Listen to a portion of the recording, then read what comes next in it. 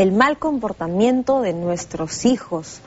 Hoy en día vemos que hay como una especie de ausencia de valores en los chicos, o de repente a través del internet o de la misma televisión, cosas que van aprendiendo y que luego las traen a casa y las comentan abiertamente, libremente, como si todo fuese igual para todos, como si no tuviesen la imagen de padre y madre como dos personas que tienen que respetar, o de repente de los abuelos.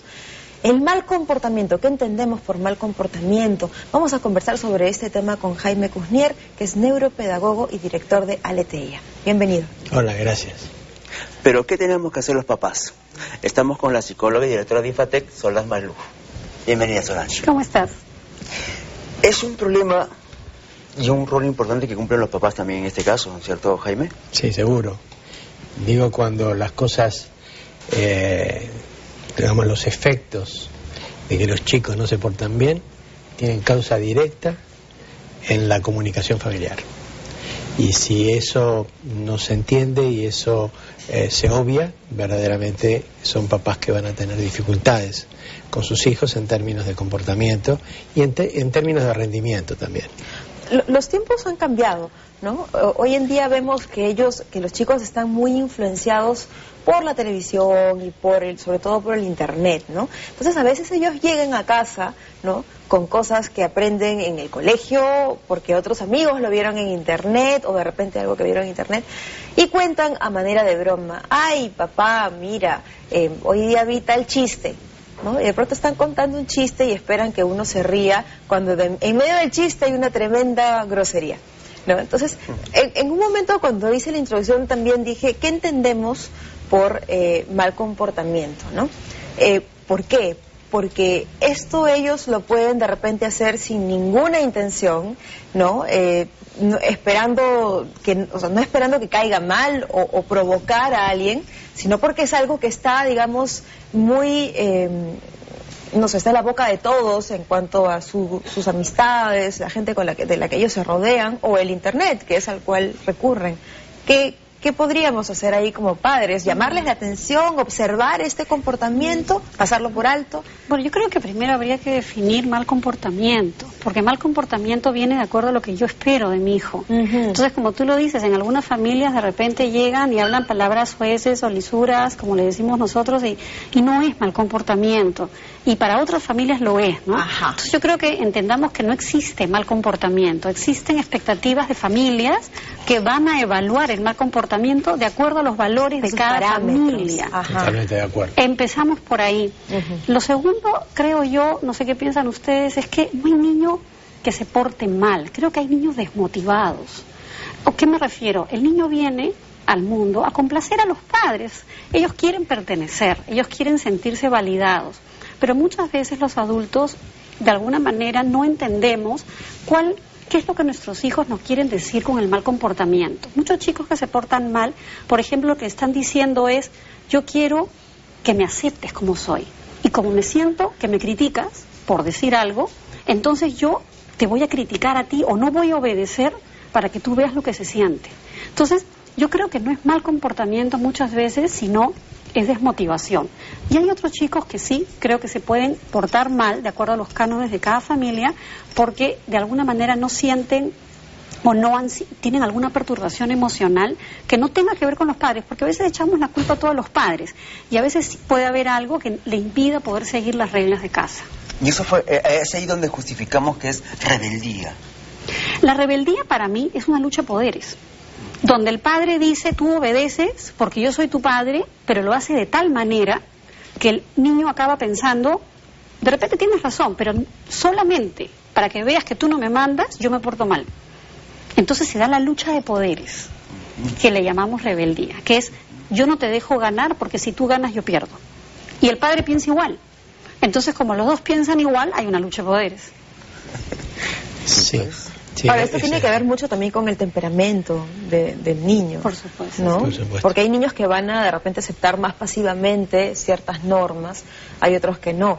Ahora, de hecho, esto que tú me decías, que me parece totalmente acertado en el sentido de que cada familia tiene un parámetro distinto, pero eso también puede generar en los chicos un desbalance, un desequilibrio, en el sentido de que yo convivo, digamos, en el colegio con una realidad, ¿no?, de diferentes familias. Ahora, el hecho de, como siempre menciono el tema del internet y la televisión, porque eso también es algo que es parte de su realidad, ¿no? Entonces ahí ellos pueden medir por qué en otras situaciones o en otras circunstancias algo que aparentemente está bien, en mi casa no está bien, en mi casa es algo que tiene que estar vetado. Entonces eso también les puede producir les puede generar algún desequilibrio, ¿no? Pero yo creo, y espero que compartas, de que el problema, la dificultad se suscita cuando no hay normas claras de juego, no hay normas claras de poder educar en casa, porque mamá dice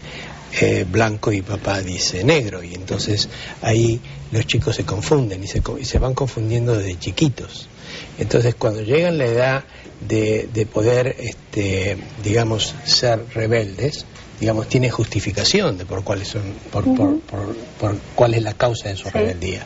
Si las cosas estarían claras desde el primer momento, y mamá y papá, antes de, digamos, inclusive antes de engendrar un hijo, se ponen de acuerdo con la poca experiencia que tienen en cosas básicas, en cosas mínimas, de cómo educar al chiquito que va a compartir la vida de ellos, yo creo que se ahorrarían muchas dificultades. Sí. Y eso para mí es fundamental. Yo sé que no toda la culpa la tiene mamá y papá, obvio. Pero ¿no? Digamos que un 80% la responsabilidad viene de casa. De los padres, claro. Pero a veces los papás trabajan todo el día, hoy es muy común, están muchas horas fuera de casa, los chicos se crían con los abuelos o se crían con un tío, pero donde tampoco hay claras normas. Entonces el chico crece, para mí, desde mi punto de vista como neuropedagogo, confundido, o sea, no sabe a quién hacer caso, si a la abuela, que es la mamá de mi mamá, o al abuelo, que es el papá de mi papá, o a mi mamá, que teóricamente debe saber menos que los abuelos. Entonces no hay claro este concepto de autoridad. Pero fíjate, deje que se me vaya, pero fíjate cómo los chicos, aun cuando en casa se portan mal de acuerdo a los valores de esa casa, de su casa, muchas veces, no sé si les ha pasado, que tu hijo va a la casa de un amigo y la mamá te dice: tu hijo es un ángel, no puedo creer lo que me estás diciendo. Entonces uno dice: ¿qué pasó con este chico? Y lo que pasó fue bien sencillo, que el chico entendió los códigos. O sea, el niño ya evalúa rápidamente los códigos de su casa y evalúa los códigos de la casa del otro. Y el niño es contextual, él responde al estímulo. Entonces eso, cuando tú ves que un niño se porta muy bien en la casa de otro, tú dices: hay un problema de todas maneras en la casa. En casa, claro. Porque ese es un buen termómetro. Ese es un buen termómetro. Es buenísimo. Buenísimo, claro. Para los papás que nos escuchan. Claro. Si ustedes ven que su hijo, las mamás o los papás los felicitan por el hijo que tienen, y en la casa ustedes están desesperados, ahí hay un problema con los papás.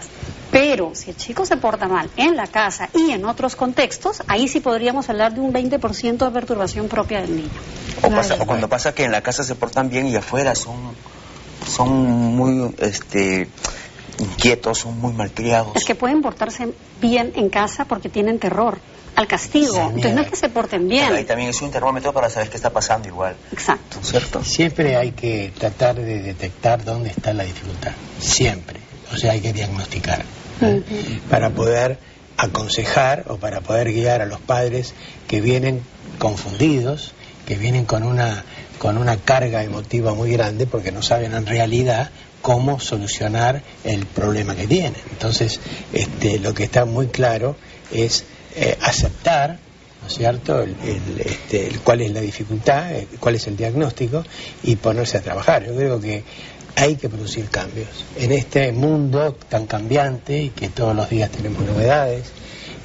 Lo hablábamos antes de entrar, de que el mundo donde los chicos están acostumbrados a nacer al lado de una computadora, y al poco tiempo tú ves como con los deditos chiquititos van avanzando en los teléfonos que tú no lo sabes hacer. Yo tengo un nietito que me llamó la atención de llegar a la casa de mi hija y entro a la habitación de él: hola, ¿cómo te va? Y me hace: ¿y qué estás haciendo? Estoy jugando al ajedrez. Cuando tenía 4 años, 5 años. Estaba jugando al ajedrez. Y movía las piezas con sabiduría. Entonces, son chicos que vienen con el chip distinto, entonces a ese chico no lo puedes educar lo mismo que nos educaban a nosotros, ni... Claro, eso de hecho genera un estrés adicional en los padres, en los que somos padres hoy en día, ¿no? Porque estamos como que siempre tratando de adaptar los códigos que tenemos de cómo fuimos educados a estos nuevos códigos con los que estos chicos vienen al mundo, literalmente. Ahora, se me ocurría hablando... interrumpirte un segundito, porque tú dijiste algo muy interesante que es el miedo, ¿no es cierto? Pero no sé si coincides conmigo de que los chicos tienen que tener una autoridad en la casa. Respeto. El respeto. Es diferente al miedo, que es muy diferente al miedo, abismalmente diferente. Te pongo este límite porque te quiero y te amo, y que es necesario que tú te eduques. Entonces yo soy el papá que pone los límites para que tú puedas después competir en la vida real. Claro, lo que pasa es que para los padres que están, por ejemplo, escuchando, van a decir, ¿y cómo yo sé la diferencia entre castigar y hacerme respetar? Y yo creo que la diferencia estriba en que cuando tú vas a... Por ejemplo, si tú ves que tu hijo, tú le dices, pon el vaso más cerca de la mesa porque se va a caer. Y él no te hace caso, él se cae en la leche y se derrama. La persona que aplica el castigo, o sea, la mamá que le dice, vándate a tu cuarto y no te quiero ver hasta mañana, el fundamento detrás del castigo es, mi hijo tiene que sufrir para aprender. O sea, le voy a quitar la televisión, la comida, entonces como él va a sufrir, él va a aprender. Lo que el castigo no ve es que el niño no va a aprender porque sufre. El niño aprende por las consecuencias de sus actos. Entonces, los papás que quieren hacer o quieren generar respeto en sus hijos tienen que fijarse, a ver, ¿qué puedo hacer yo para que mi hijo entienda que le conviene poner el vaso un poquito más adentro? Y para ello hay 3 R's que se tienen que cumplir. Espérame con las R's ahí, porque en realidad nos estamos adelantando, queremos dejar esto para luego del corte, para que todos los padres que nos están viendo, incluidos los que estamos aquí, podamos aprender cómo reeducar a nuestros hijos con estas famosas R's que vienen luego del corte. Venimos.